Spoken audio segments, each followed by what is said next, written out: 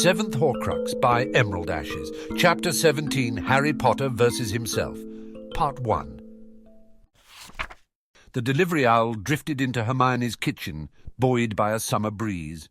While she offered it a nut and a bit of toast, I snagged the profit. "That's rather rude, you know," she huffed as the owl flew away. I glanced up from the newspaper, frowning. "You're the one who asked me to come outside for meals," Hermione pouted. "But you stole my paper."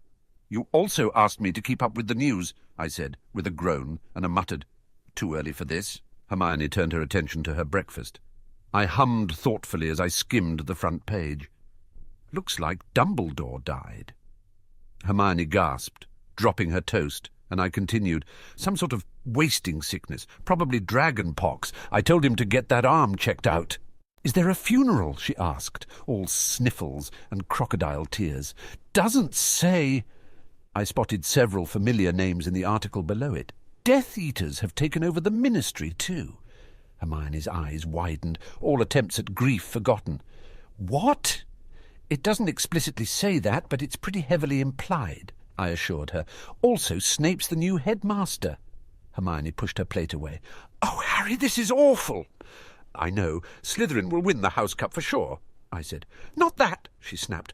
"Voldemort has control over Hogwarts. He hates Muggleborns." "Allegedly." "And he despises you, and I'm your Muggleborn best friend.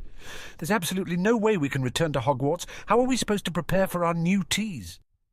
I blinked. "Really? That's your problem with this? I assumed you were talking about the murder."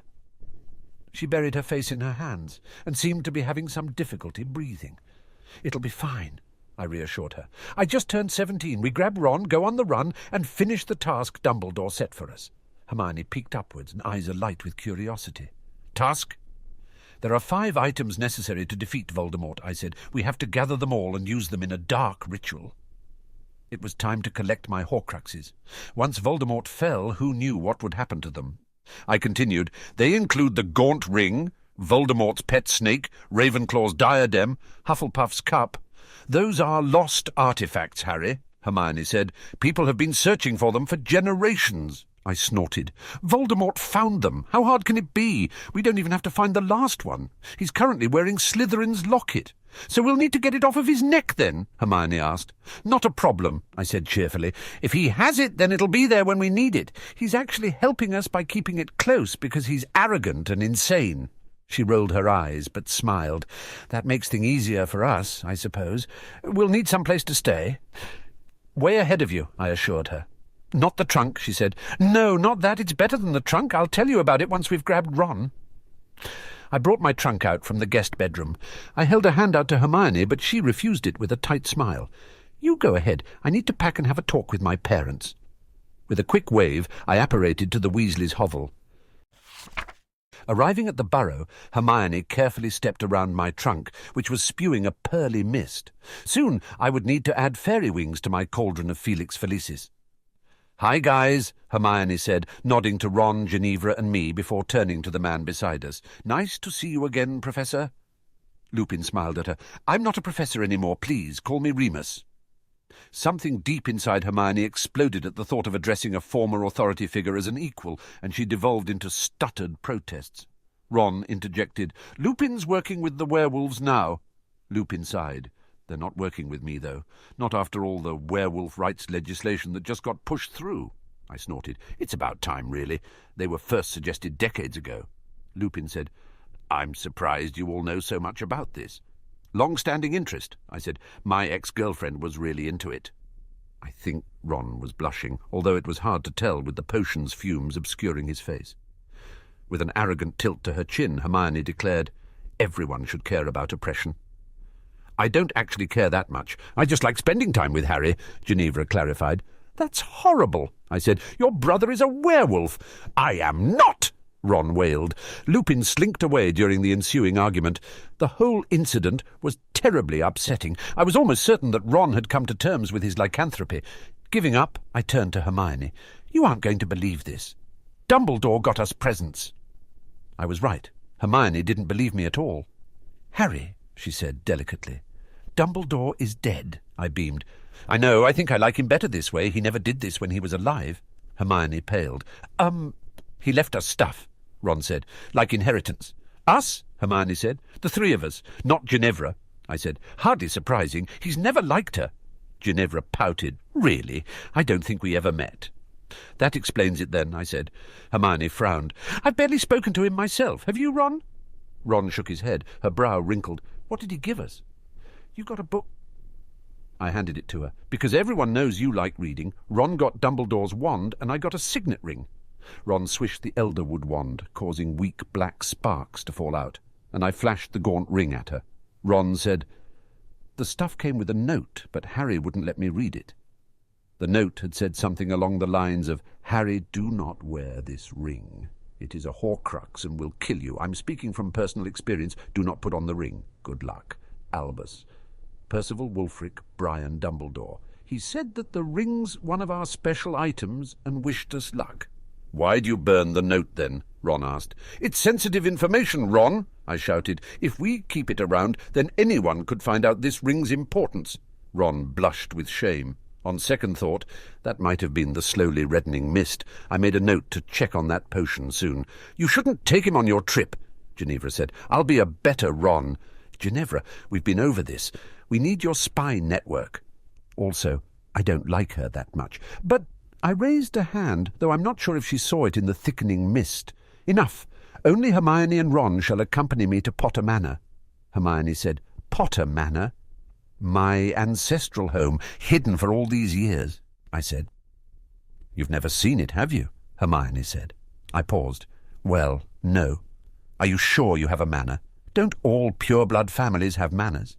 No, Harry, Hermione said. That fad occurred during the 12th century when wizarding families were concerned about possibly going under siege. That's why they have such extensive warding, and their larger grounds can be put to use for agricultural purposes. The Potter family isn't nearly old enough for that. Ron asked, What about my manor?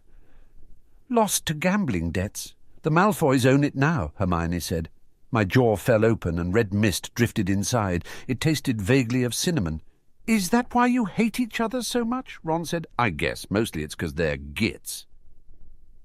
We were silent for a few moments, contemplating the ephemeral nature of history. At least that's what I was thinking about. I'm fairly certain Hermione was too. I don't know about the Weasleys. Hermione interrupted our musings. Harry, if there isn't a Potter Manor, then where are we going to stay? The trunk, of course, I said. My cauldron of Felix Felicis promptly exploded, knocking the trunk over and sending a rush of black smoke towards us. Ginevra giggled. I feel loads better about staying behind. I woke up muttering, I always hated that name.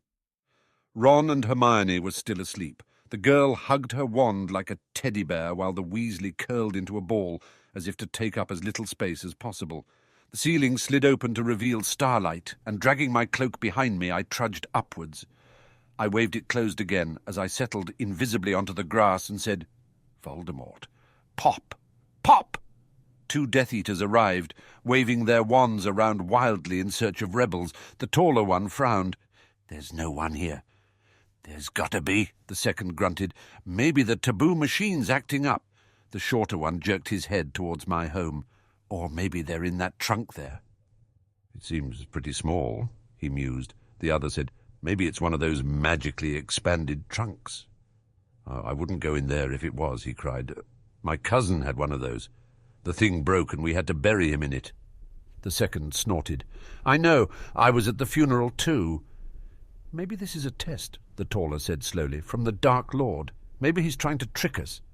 Probably, the shorter said. Bet we ought to take the trunk, though. I wouldn't be so sure. It could be booby-trapped.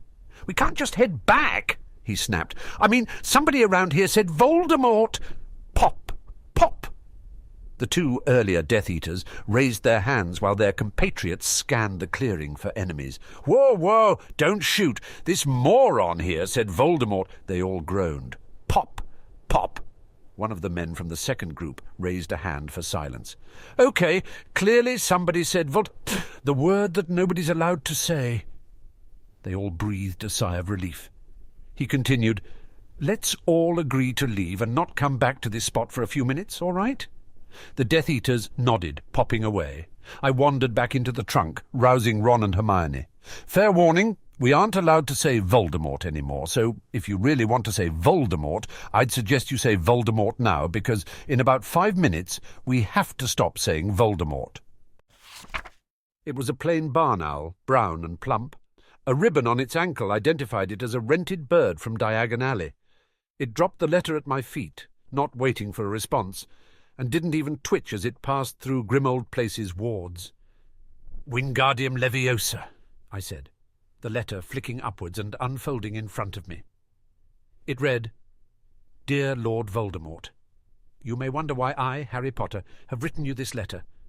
There are a few reasons for this. First, I would like to inform you that my associate has brewed a cauldron of polyjuice potion while I have kidnapped several of your Death Eaters. Further, we just followed this owl to your base. By the time you've finished this letter, it will be too late. Love, Harry Potter." I leapt out of bed, humming merrily to myself. Hermione, for some inexplicable reason, immediately began panicking. She nearly tripped over our lamp, better known as Trelawney's prophecy orb, on her way towards me. Funny. I thought she'd finally relaxed about sleeping in the trunk. "Harry, why are you so happy?" she asked. "You know who's killing his own people," I exclaimed. Ron groaned, dragging himself into a sitting position. "What did you do, mate?" "I sent him a letter. He thinks we're breaking into his base. He'll probably calm down in a few days, but then I'll send him another letter," I said. "Come to think of it, we should probably break into Gringotts while he's distracted." Ron let out a strangled squeak, and Hermione weakly asked, "Sorry?" "That's where Bellatrix put Hufflepuff's cup," I said. "OK, this is—" Hermione ran a hand through her hair, her face gaunt under the orb's bluish light. "OK, we can do this. Let me get the Felix Felicis." She was clearly delusional with fear. I frowned. "Hermione, there isn't any Felix Felicis. You made me stop brewing it for some inane reason." "Not that Felix Felicis," Hermione said. "I'm talking about the vial I got from Slughorn for brewing the best Amatentia." Ron said, "You've still got that?" She snorted, rummaging through her purse. "Of course, it's not like I just used it the day I got it. That would be highly irresponsible." To be fair, that was how I found the Chamber of Secrets in 4 hours by skipping 5 hints. My original 6th year was quite the adventure, though it could never compare to 3rd. "There it is," she cried, pulling out a golden vial. It shimmered in the light of the prophecy orb. "Hermione, are you still mad?" I whined, following my best minion through the busy London streets. After several tense moments, Ron answered for her, "I'm pretty sure she is." I tossed the cup of Hufflepuff between my hands, enjoying the familiar warmth of its golden sides. "Come on. We got the cup and everything went great. I know they're called the Unforgivables, but you can still forgive me, preferably in the next 30 seconds or so." "Get in the trunk," she snarled. I blinked, suddenly noticing the trunk propped against a lamppost. Right. Hermione had cast a Notice Me Not charm on it. I followed her inside. I mean, really, would Moody have taught us the incantations if he didn't expect us to use— She whirled around at the bottom of the staircase, wand aimed at my head. "You cast the Cruciatius curse?" "On a Death Eater," I said. Her chin trembled. Typical Hermione, only accepting violent retribution when she does it. "It was cruel and horrible and unnecessary." "I contest that," I said. "You were taking Felix Felicis. If it wasn't necessary to our success, the potion wouldn't have let it happen." I refused to believe that torture was necessary. There were any number of options. She said, "Come to think of it, isn't that potion supposed to give you your perfect day?" My eyes widened. "Hermione, you don't actually like that sort of thing. In fact, you're probably still under its effects. You want this argument." "No, she doesn't," Ron said. Hermione smiled. "Thank you, Ron. It's nice to see you have some faith in me." That was probably the Felix Felicis working. He turned red. "I know I've fallen for a lot of stupid arguments and things, but I think I know you pretty well, Mione." She flushed and glanced away, probably contemplating how her entire life was a ruse constructed by the Department of Mysteries. They were silent for some time, not even looking in my direction. It irked me.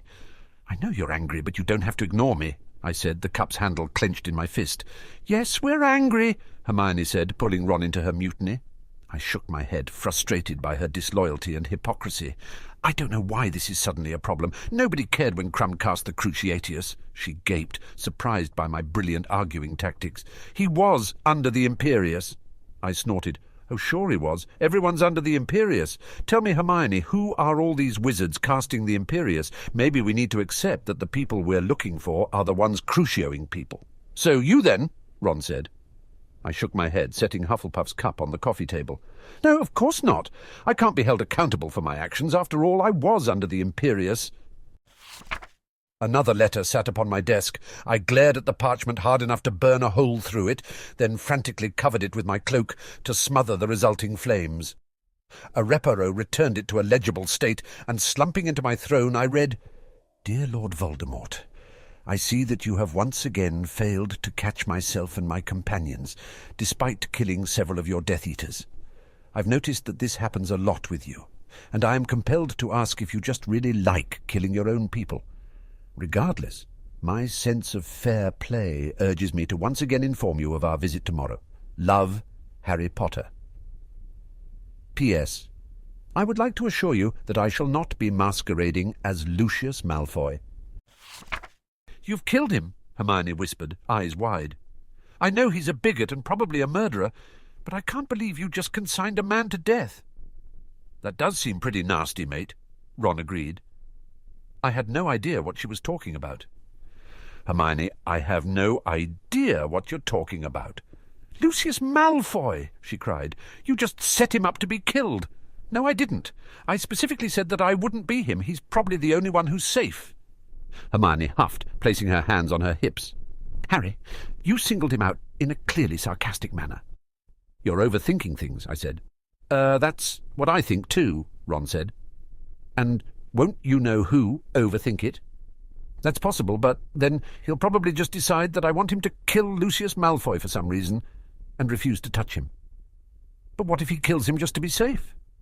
I rolled my eyes. Fine, I'll ask him. Ron gaped. You'll what? I raised a hand to silence the Weasley as I yanked Voldemort's consciousness into my head. Yes or no question, are you planning to kill Lucius Malfoy?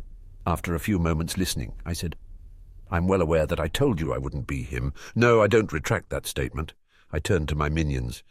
He said he wasn't going to kill Lucius. Clearly I was correct, and, why, yes, that is the cup of Helga Hufflepuff. I'm not sure why you're surprised about this. Bellatrix has always been one of ours. On that note, have you seen your diary anywhere recently? No reason, just curious. Voldemort slammed my head against the wall, then fled back to his body. Hermione was the first to find her voice. Were you actually talking to he who must not be named? I wasn't talking to myself. I paused for a moment, realizing that I was lying. Regardless, he's gone now, and he's really upset about something. How could I not remember where I'd left my soul? I struggled to calm myself, pacing Grimmauld Place's dining room. The table had been transfigured into a throne, and the room cleared for an emergency meeting of my inner circle. Surely one of them had my boyhood diary. My eyes swept over the group, smaller now than it had ever been. It was for the better, I knew, cleared of traitors and spies. I turned to the most loyal of them all, Severus Snape. Severus, did I ever give you a dark artifact to watch over for me? Severus shook his head. No, my lord. I'm afraid I was living in the same castle as Dumbledore. The risk was too great. Of course, I said. Thank you for poisoning him, by the way. It was my pleasure, he drawled. I presume you were in a similar situation, Hagrid? Hagrid nodded, silent as always. Some might have found this suspicious, but I knew how invested he was in our success. After all, giants' rights was a founding principle of the Death Eaters. Sirius, did I ever give you a small black book? I inquired. Sirius laughed. Nah, you gave me a necklace. My hands unconsciously drifted to the locket around my neck. Yes, I suppose I did. What about you, Lucius? Lucius said, No, my lord, you've given me nothing at all. May I please go? I frowned. Why? I need to brush my hair, he said. Didn't you just do that? He shook his head, terribly mussing his blonde locks. Yes, but I need to do it again. With a chuckle, I said, You may go in a moment. Your son was trying to open the room of requirement, wasn't he? Yes, my lord, although he gave up on it some time ago. Tell him to complete whatever trials are necessary, I said. He nodded, increasingly pale as I delayed his time with a hairbrush. Of course, my lord. Also, alert your sources in Hogwarts that we're moving in.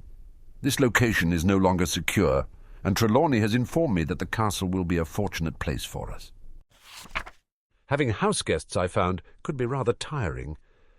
Gone were the days of lounging in my trunk, brewing a few cauldrons of Felix Felicis, and plotting against Dumbledore. Whenever silence lingered, and I began to fall asleep under my invisibility cloak, someone invariably interrupted the piece, usually Ron. The redhead groaned. "Are you still reading that book?" I dragged my invisibility cloak off of my head in order to glare at him, and Hermione glanced up from the tales of Beedle the Bard, lips pursed. "It's very informative." "It's for kids!" he shouted. She rolled her eyes. "Informative about cultural standards, Ronald. The morality tales told to children reveal a great deal about a society's values." Ron blinked. "What?" "Morality tales, Ronald," she said. "They teach wizarding children what wizards think are important lessons. For instance," I said, "the moral of the Fountain of Fair Fortune is that the magic was within you all along. The moral of the Warlock's Hairy Heart is that you shouldn't care what anyone else thinks of you. And the moral of the Tale of the Three Brothers is that you should be invisible at all times." Hermione frowned at me, as she often does. "That isn't the moral at all. It's that you can't cheat death." "Really, Hermione, did you even read the tale? It clearly states that the youngest brother spends his entire life under an invisibility cloak, only taking it off when he wanted to die. I'm not sure why he would have wanted that, though," I mused, pulling my cloak tightly around my shoulders. Ron laughed. "Probably because he spent his whole life under an invisibility cloak." Hermione's face reddened. "He did not... Do you think he had kids under there?" Ron said. "That is disgusting, and he probably kept his entire family under the cloak to prevent vengeance from death," I said. It was what I would do. Ron said, "I bet they're still there." "It was a metaphor!" Hermione shouted. Her voice echoed throughout the trunk, and Ron paled, clearly reminded of his mother's howlers. "Did the story say it was a metaphor?" I asked. "Of course not," she snapped. "Then how do you know?" I said. "Starting to sound like a Slytherin mate," Ron said. I brushed him off. "Actually, I'm sounding more like Dumbledore." "Yes," Hermione said stiffly. "And he's the one who left me the book? I think it might be some sort of clue." I snorted, falling back into bed with a thump. "He's obviously manipulating us. He's set us up on an adventure, and we won't understand half of it until he explains afterwards." "He can't, though," Ron said. "He's dead." I rolled onto my side, mumbling, "He's got a portrait." It didn't take long to settle into my new office. I was perfectly content to keep Dumbledore's knickknacks and expensive pensive. I wouldn't have minded the phoenix either, but it had disappeared some time before my arrival. I took a lemon drop from Dumbledore's tin, rolling it between my fingers. After many years, I finally had the chance to test it for poison. Severus Snape swept into my office. "It appears that the students are rebelling." "Why?" I asked. "Because we are Death Eaters." "I'm not an idiot," I snapped. "But I will admit to continued confusion. I haven't done anything worth rebelling against." "Dumbledore has filled the Gryffindors' heads with ridiculous notions," Severus said. "Right. He always did favour them." I never understood where he got that bias. Dumbledore went to Durmstrang. "The Hufflepuffs are following them, as they always do," he said, "and most of the Ravenclaws haven't even noticed." "And the Slytherins?" I asked. Severus smirked. "Passive-aggressive, but that's probably because you killed their parents." "Potter killed some of them," I said modestly. "Potter did not publicly take credit for their deaths. In retrospect, I probably should have taken Bellatrix off of my public relations team prior to her revelation as a traitor. Have you tried taking house points?" Severus nodded. "I did, but they ran out." I snorted. "There's your problem. You lose all your power when they see they can't win." "That's probably why they're so upset," Severus drawled. "Also, the Carrows have been crucioing first years."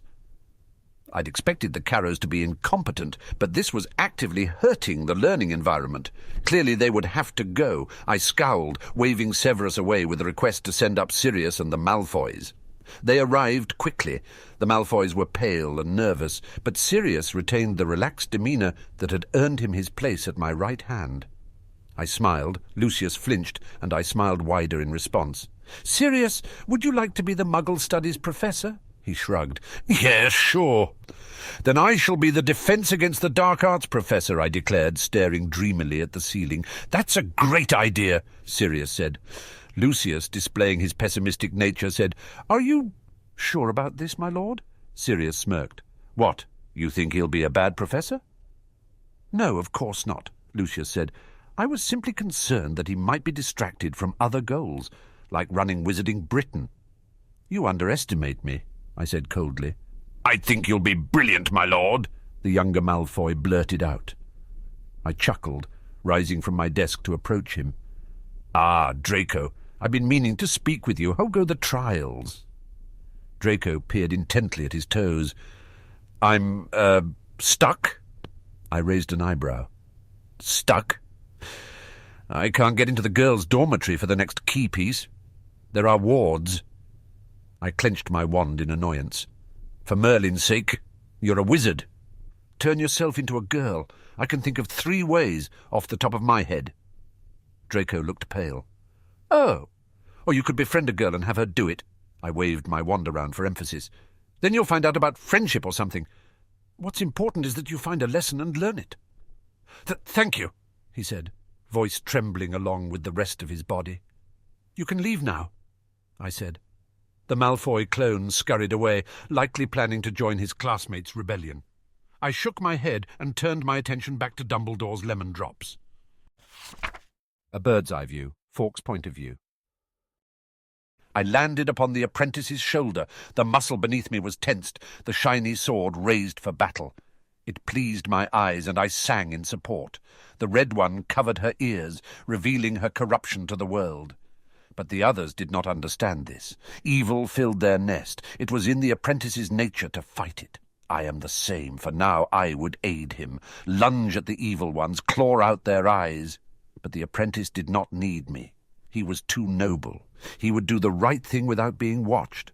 My old roost was dead and my new roost gone. The new roost would return as he always did. When he came, I would be there to ensure that he denied his darker nature. I feared what he would do if I was not there, watching.